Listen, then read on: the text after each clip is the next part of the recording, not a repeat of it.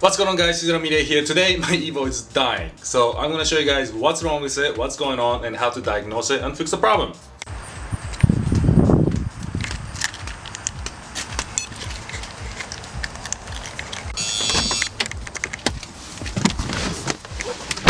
Okay, so the problem is that I think my alternator is dying. When I turn on the car, the brake light and the battery light comes on at the same time, and that's usually an indication that your alternator is going bad. The car is not charging itself. So let me just show you the initial.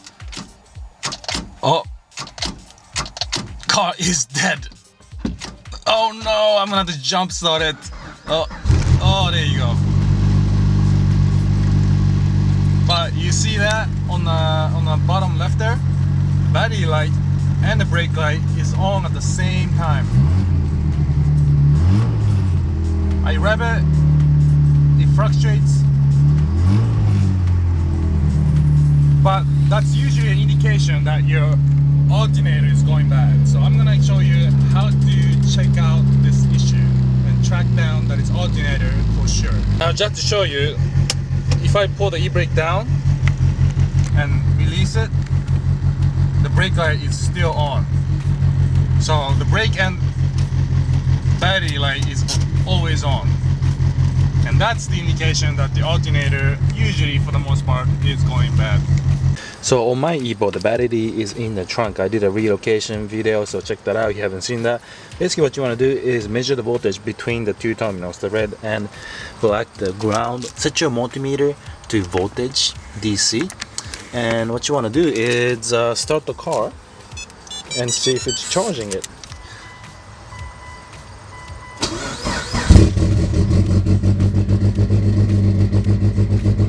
So no.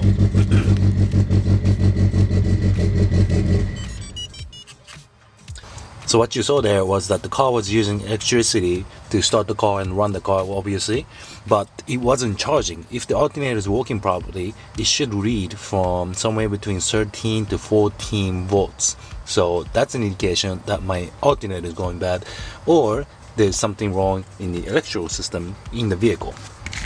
Okay, if you look at the Evo, alternator is located right here behind the motor.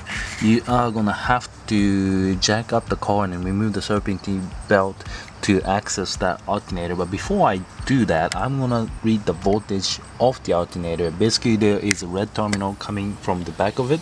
What you want to do is take your multimeter, measure the voltage from the alternator directly, and make sure that it's not producing 14 volts of voltage, because if it is, that probably means you have some kind of electrical connection fault within the system. And in the meantime, while we're working on the car up front, I'm gonna be topping up the battery juice using the Noco G3500 battery charger. Thanks again to Noco guys for hooking me up with this battery charger. Works great.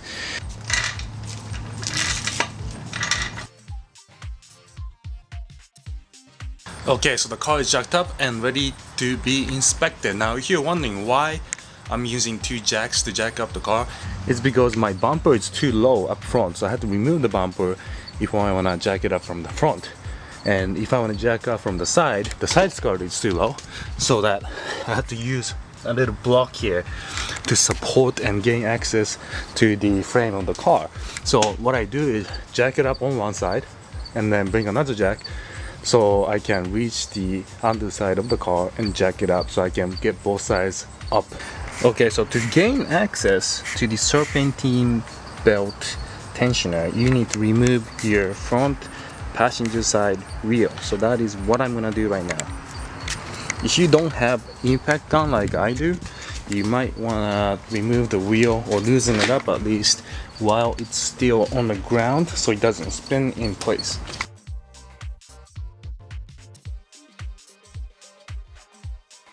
Now, for those of you who are curious, and a lot of you seem to be, my wheels are 18 by 9.5 offset 27. So once the wheel's out, you'll be exposed to the serpentine belt tensioner.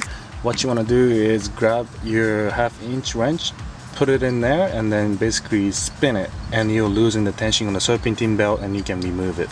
Really easy.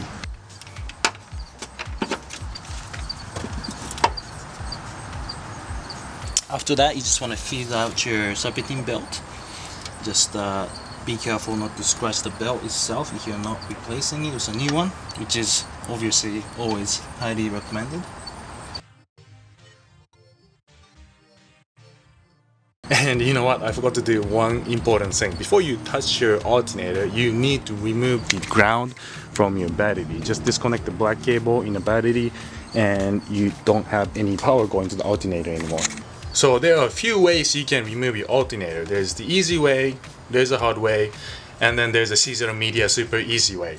And of course, I'm gonna be showing you the Caesar Media super easy way today. Okay, so it was extremely hard for me to film as I was removing the alternator. So I'm just gonna walk you through me installing it and show you how the car looks like right now, so you get an idea of how everything is removed. Now the hard way, should I say, the most time consuming way is so let me just show you. The alternator is back there on the bottom. That's a 12mm nut from what I remember. Remove that and remove the connector. You can access this from bottom of the car because the alternator is on the car kind of upside down. There's two different bolts, one going through the alternator here and another one up top. Really easy to remove. Usually 14mm and 16mm, and you get that out. But the hardest thing about removing the alternator is trying to get access, trying to get the room to pop it out of the engine bay. The manual, I believe, calls for removing the intake manifold and the fuel line, which is all of this here and all of that, which is gonna take forever. Intake manifold is held on by multiple bolts going in, and the fuel rail and the injectors, of course, you have to remove if you want to remove the fuel rail. Screw that. The easy way that most evil guys do, and I busted the oil pressure sensor, by the way, and that's the reason why there's oil all over the place right now dripping. But the typical way people get this done is by removing the CB shaft on the passenger side. If you remove the CB shaft, you're gonna have enough clearance to drop the alternator from under the car. But in order to remove that, of course, you have to remove the nut with the impact, removing the suspension system, and of course banging out the CB shaft, which might cause the CB shaft to tear apart. So I don't want to do that. The Caesar Media super easy way does not involve any of that. What I do is remove the motor mount bolt going horizontally here and lift up the motor with a jack. So you get a little bit of extra clearance right here by lifting up the motor. Next thing you want to do is remove the fuel pressure regulator. Just two bolts here, and that's going to give you additional clearance in this area. And lastly, of course, you want to remove your start tower, and you're going to have all this space right here to pull out the alternator. So that's the way I do it. I think it's very easy. It only involves 3 bolts, 2 for the pressure regulator, 1 for the motor mount, and additional jack, and you are gonna get your alternator out from top of the engine instead of removing your intake manifold and your CV shaft and all that crap. So I think you're gonna save a lot of time by doing it this way. But now I'm gonna go to a auto store and try to get a new alternator. Alright, so this is a brand new alternator that I got. Basically, these bolts that hold the alternator cover onto the main alternator frame itself was starting to come loose, probably because my car is cammed out and it creates so much vibration. So this whole thing was basically coming apart, and I realized that as I was walking into the Advanced Auto, and they basically said, yo, like, we don't even need to test this thing, it's obviously bad. So they gave me a new alternator under warranty. So now I'm gonna go ahead and put this back in. Now I'll show you the angle that I used to pop it back in from top of the engine, and rest should be easy, right? A bracket here with the bolt going through, another one here, and then you just want to hook up the positive and the connectors, and that's it.